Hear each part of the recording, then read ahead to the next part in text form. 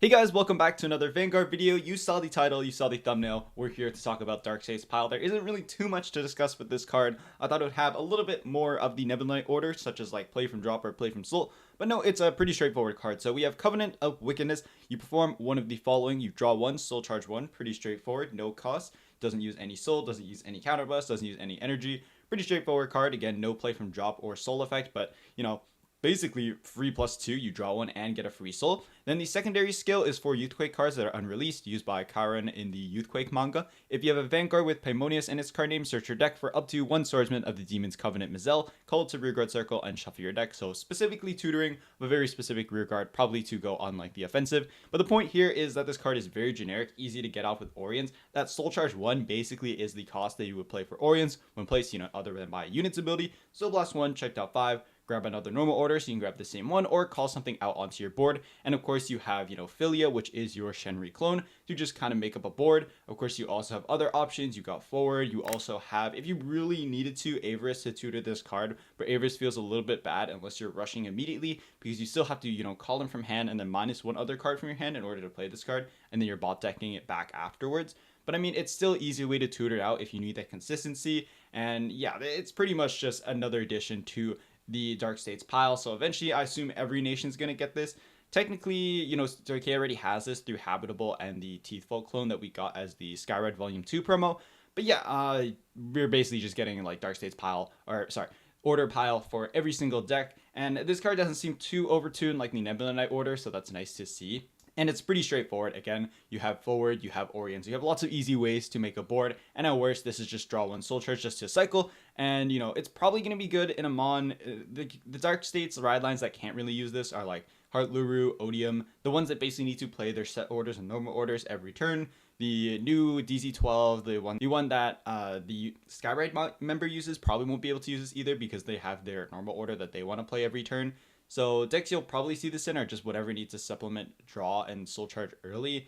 I could see maybe Drudge playing this, but Drudge is really tight deck space too. For going through like the other Dark States decks, I could see like Chronojet and some other decks that kind of just are fine with throwing in like Dark States Pile being fine with it. You just throw this and Orions in and it's pretty straightforward. It's just that Orions doesn't really do much past, some turns unless you're, using that Soul Blast effect to draw one. But I mean, it's pretty easy to accumulate soul and dark states, and a lot of decks do have the flexibility to just throw this in. Celcera will obviously be using this as well because they have their really good rear that they are getting on their release in English for DZ-BT12, so I think that's a big addition for this. Whenever we get this in English, it's very, very unsure when we will get it, because unlike the Skyride promos that have been pretty consistent in English, the Bushy monthly promos, as well as the Youthquake manga publishing series, because I believe it's obviously not Koro publishing it, but it's a little bit more complicated on when we would get it in English. But yeah, that pretty much covers what I wanted to talk about for the normal order. I don't think there's really too much to say. I somehow yapped about this for 3 minutes. And let's get to the Estacion cards, because I think those are the more interesting options to talk about. Alright, so the first card to talk about for Estacion is Fredule of Spring's Joy. And this card is really, really cool. It's got 3 effects and 2 drop effects, essentially. So the first one is auto. When discarded from hand during your ride phase, if you have Vanguard with Estacion in its card name, call up to 1 plant token to rearguard circle. So pretty much every time you're ditching this during the ride deck, you get a free plant token onto your board, which is quite good. Extra fodder basically makes guaranteeing the 3 plant tokens that you shove into blast tokens like very, very easy. And it's really nice because you want those board initially. So for example, you'll play Burrowing Mushrooms or I believe it's the Spring Dragon, I could be wrong on that, that spawns your 2, spawns another plant token. So then you'll have 3 and you'll shove that into blast token, draw 1, and just like that, you're easily setting up the plus 5k for when you ride up to grade 3. The other 2 act and drop effects are really nice. So the first one is act and drop. If you have a grade 3 or greater Vanguard with Estacion in its card name, you can cost bind this card, call up to 2 plant tokens to your rearguard circle, and you cannot bind cards with the same name as this card from drop until end of turn. So it's worded like a hard once per turn in Vanguard. Same for the other auto drop effect, which when your Vanguard with Estacion in its card name is attacked, you cost bind this card, and your Vanguard gets plus 10k until end of battle. And then again, the same, you cannot bind cards with the same name as card from drop until end of turn. So an offensive and a defensive ability, so one to use on your turn and one to use during your opponent's turn.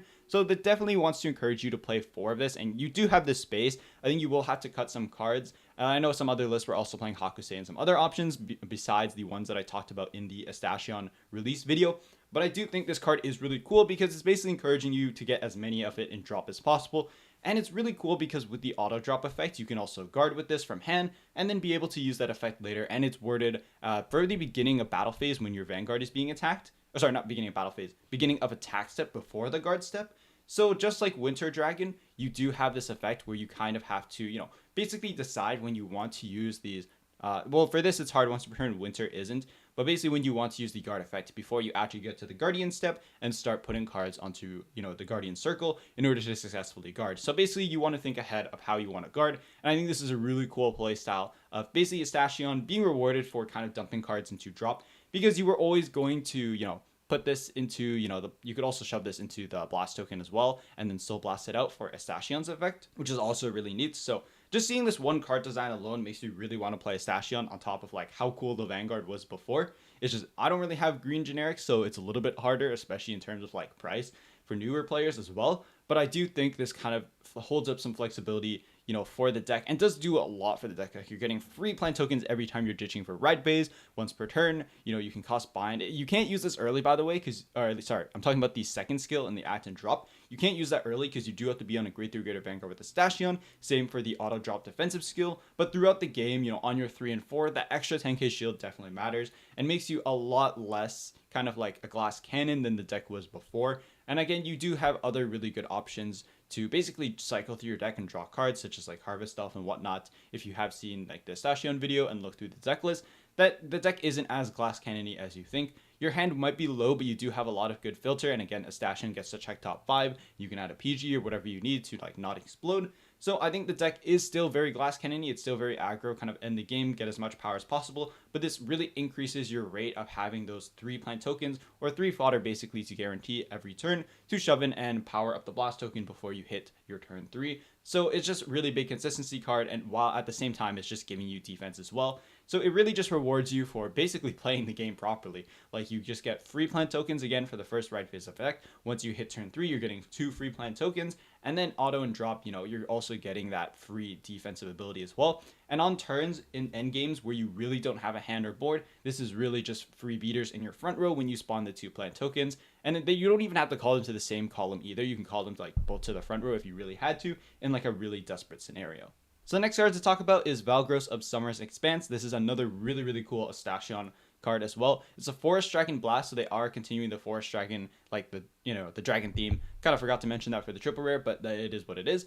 Auto Rearguard Circle. When this unit attacks a Vanguard, if you have a grade 3 or greater Vanguard with Estacion on its card name, this unit gets plus 5k power until end of battle. At the end of that battle, retire this unit and draw 1. This effect is mandatory. So it's a lot, very similar like the other mandatory effects where you have to sack it off, draw 1, but it clears off your front row for when you're going to multi-attack and call, the other dragon that will spawn a plant token in the front row. So very easy for that, and it's also just easy cycle. So more cards in your hand, which is really nice before you do your multi-attacks.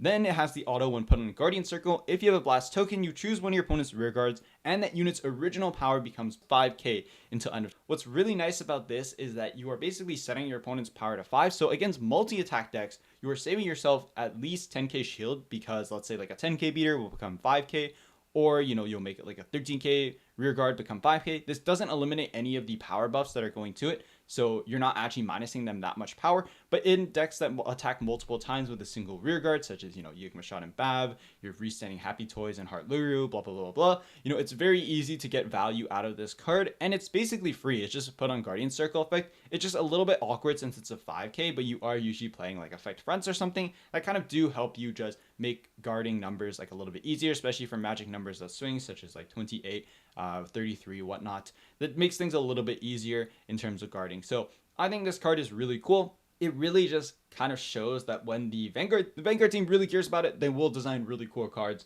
in terms of card design. And then this card will basically just cycle and make guarding a lot easier, especially against multi-attack decks, which I think is one of the biggest weaknesses of Estacion. When you get overwhelmed with a lot of attacks from your opponent, there isn't really much you can do.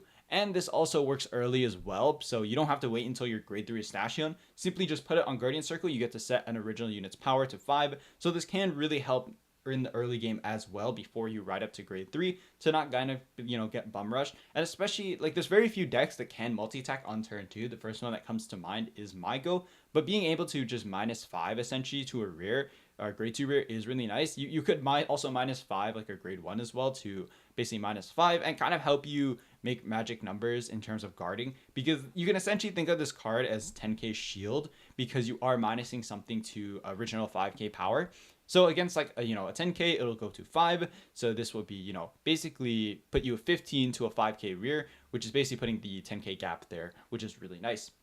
And then the last card to talk about is Conservation Elf, which has the auto when put on Guardian Circle. If you have a Blast token, this unit gets shield +5. And then if you have 8 or more gauges, which is actually not as hard as you might think in Estacion, you cost Soul +1 and you get shield +15 instead of +5. So it is a 20k shield, which is really nice. So pretty straightforward card. Maybe you'll play maybe 2 or a few of this. The deck space is really tight, especially when you're probably going to be playing 4 of the brand new cards. But I mean, this card is 20k shield. So for budget decks, you could probably play this. For actual competitive decks in terms of deck space, you probably don't have space for this, but still a really cool card nonetheless. Alright, so that pretty much does it for Estacion. Thank you guys so much for watching. Next Thursday, we have Heartluru, as well as getting a triple rare and a rare Happy Toy. So 2 more Happy Toys for Heartluru, which is pretty big, I would say. You got lots of options there. Then we also have Messiah double rare support. So we know Messiah and Chronojet are both getting support in DZ-BT12. So pretty interesting of how much support there's kind of sprinkling throughout this set. And again, for Heartluru, this is pretty relevant because, it's kind of weird because Heartluru came out in set 9, but it's been like quite a while, and this deck is still quite meta relevant. So this support could definitely like push it up to like tier 1 for sure, if you don't already think it's already tier 1. But yeah, thank you guys so much for watching, and I'll see you again in another video.